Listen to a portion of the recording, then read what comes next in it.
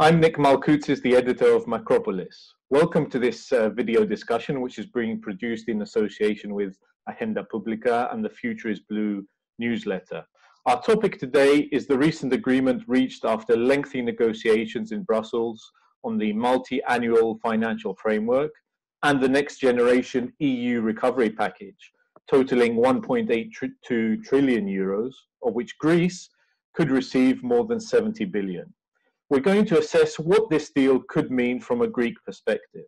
To do that, I'm joined by Maria Demertzis, the Deputy Director of the Bruegel think tank in Brussels.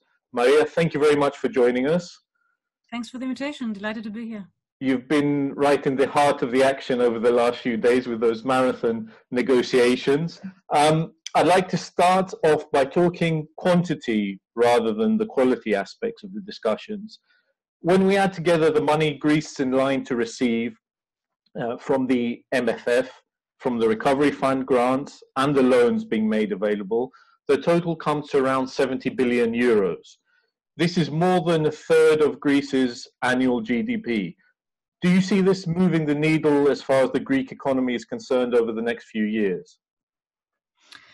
Yeah, it is a big number. I mean, in all senses of the word. The comparison of the amount received and the GDP is not entirely appropriate, if I may say so, because the GDP is something that's produced in 1 year, whereas this money is earmarked for the length of the whole budget lifespan, which is 7 years. So, you know, if you were to make an appropriate comparison, you need to compare with the GDP times 7, if that were the case. Now, that said, it is really a big number. 70 billion is unprecedented. And let's try and sort of evaluate why this is a big number. I mean, I think I'd like to go back to the budget itself, the traditional budget, what you call the MFF, the multi-annual budget. It was about 1.1 trillion, and on that, the New Generation Fund added 750 billion. So, you know, it went up by about 70%. This is really substantial. So, in that respect, this is a real big step forward. On top of that, you also have the form, which is new. You have two elements which are crucial here. A big chunk of this 750 million is grants. So it really continues the nature of the budget of the multi-annual framework, which is also in the form of grants. And then it adds on this another 350 billion, which is in the form of loans. That's the first thing that is new. It's loans for the budget. And the second thing that is new is that this 750 billion will be issued commonly, so it will be a common debt. This had never happened before, and it is really quite extraordinary, given that a few months ago the idea of common issuance of debt was unthought of. I mean, you know, you'd asked me a few months ago whether this is impossible. So yeah, so it's big not only in sense of numbers, but it's big in ideas, in the sense that it really it puts down new instruments, new forms of lending that only a few months ago would have thought to be impossible almost. Right.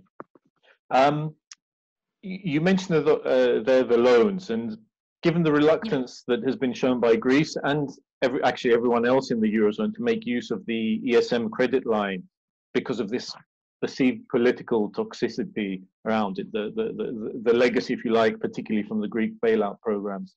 No, of course.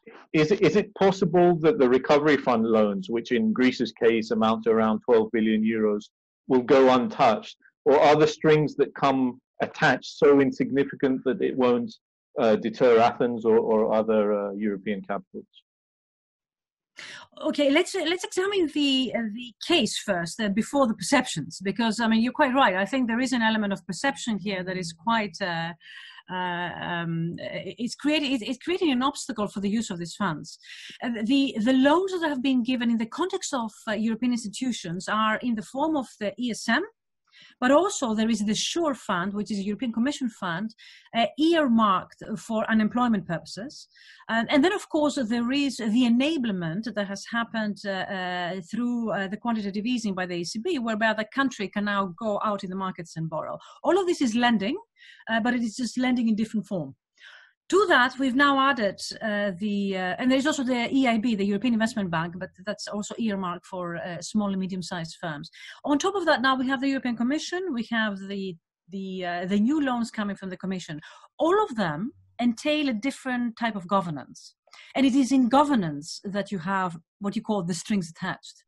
And you know, it's important to differentiate between the institutions because the ESM, which is effectively the institution, the European institution, in fact, it's not exactly a European institution, but it is at the European level. It is the institution that lends out to countries when they're in distress. And Greece being, of course, the obvious. Eventually, was the ESM that lent the money to Greece, and with the troika type of conditionality attached to it, which is what you call toxic. And the new tranche that the ESM earmarked for the COVID-19 does not have the conditionality that the traditional ESM lending does.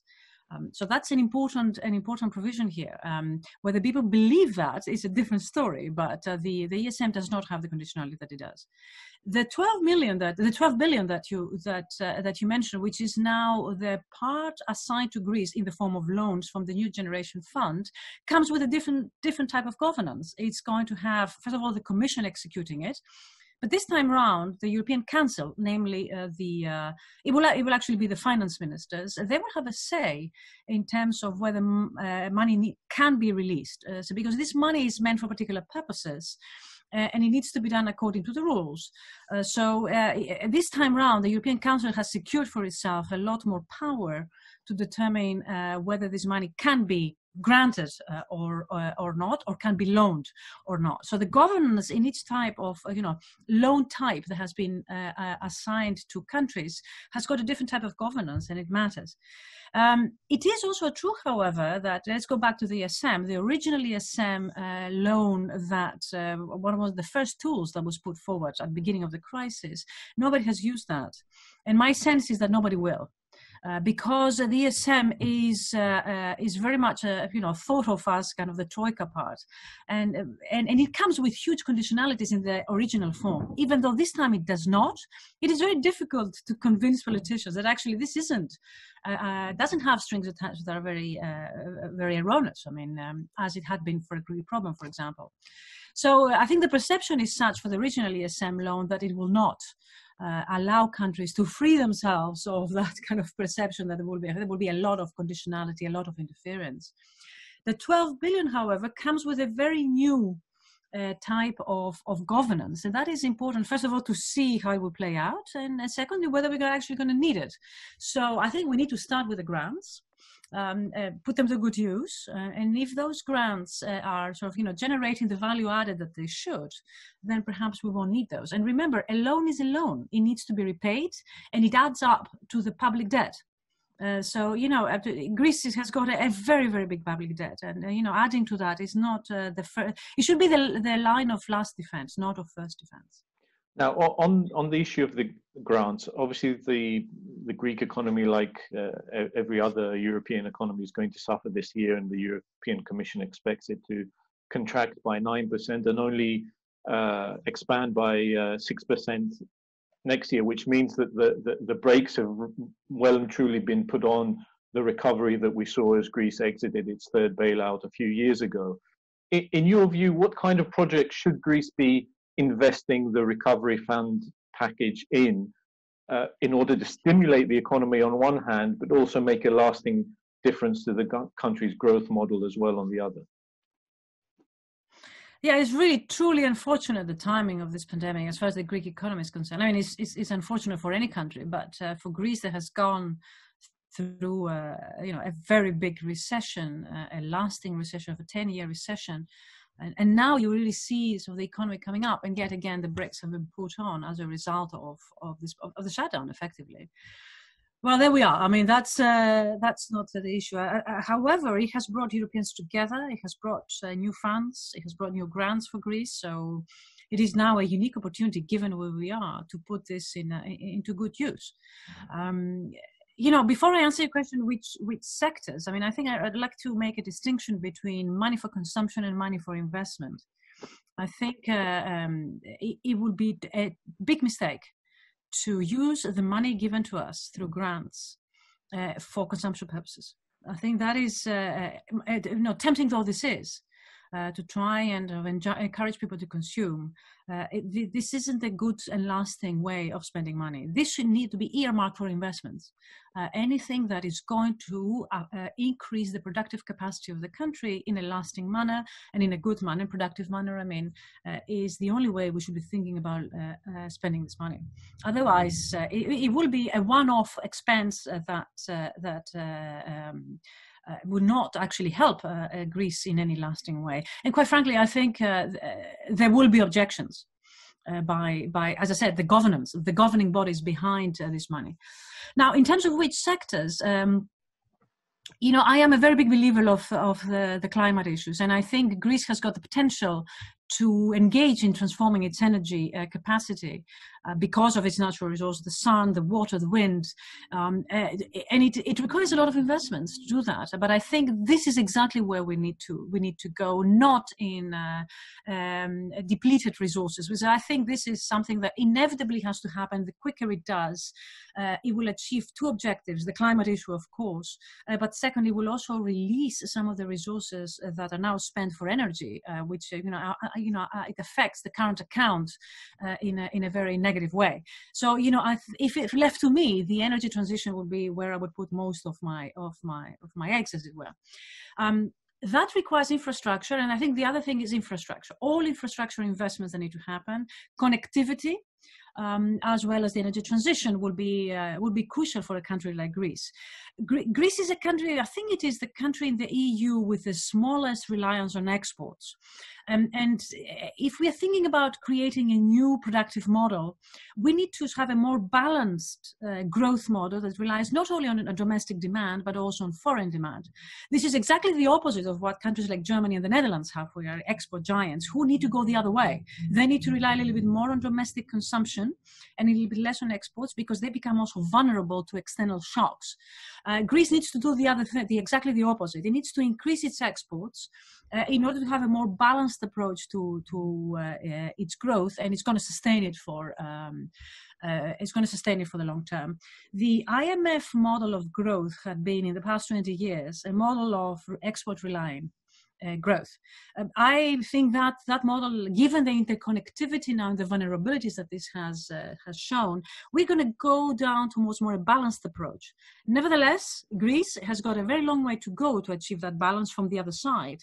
It needs to really identify those exports that have got the more potential, pharmaceuticals, for example, and invest in them. Okay, Maria, and to finish, one final question, if we can look more at the political aspect of these negotiations. As you know, over the last few months, a lot of negative sentiment has been generated in Greece and elsewhere within the EU regarding the stance of the so-called Bruegel countries. Now that we have a deal, do you think that's all water under the bridge, or is there danger that lasting damage has been done to relationships between member states and within the EU?